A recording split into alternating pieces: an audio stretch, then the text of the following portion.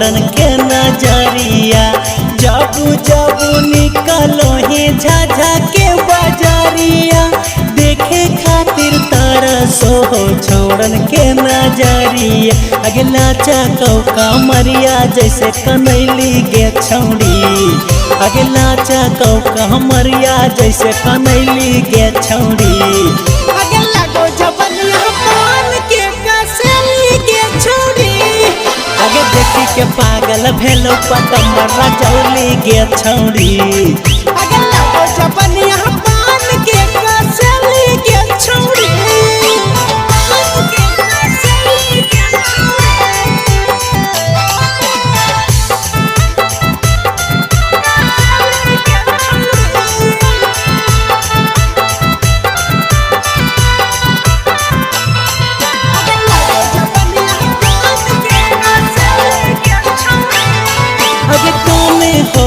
मरिया छोड़ी लागो ही बड़ी बेजोड़ गे। लागो ही बड़ी बेजोड़ छोड़ी देखे में बड़ी गोर गे। कौने हो मरिया छोड़ी लागो ही बड़ी बेजोड़ गे। लागो ही बड़ी बेजोड़ छोड़ी देखे में बड़ी गोर गे। अगे डब वाला साबुन लगा के गोरही गे छौड़ी। अगे डब वाला साबुन लगा के गोरही गे छौड़ी। अगे लगो जबनिया पान के कसली गे छौड़ी। आगे देखी के पागल भेलो पतंबर रजौली गे छौड़ी। अगे लगो जबनिया पान के कसली गे छौड़ी।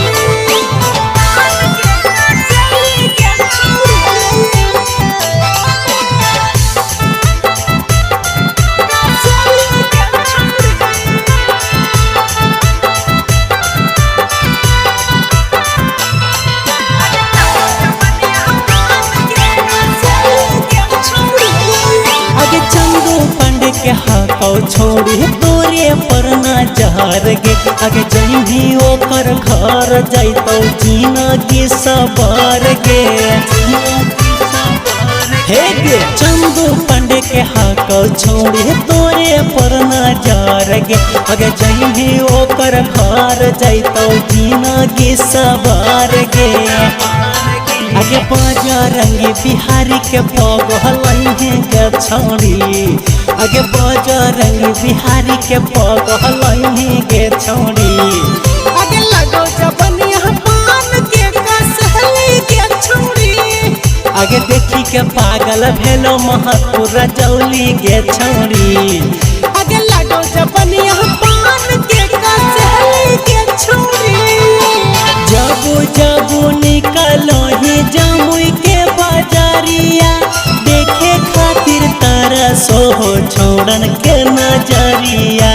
जबू जबू निकलो ही झाझा के बाजारिया देखे खातिर तरसो छोड़न के नजरिया। अगला चाको कमरिया जैसे कनैली गे छौड़ी।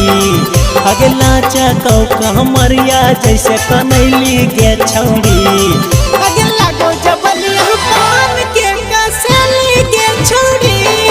आगे देखी के पागल भेलो पतंबर रजौली गे छौड़ी।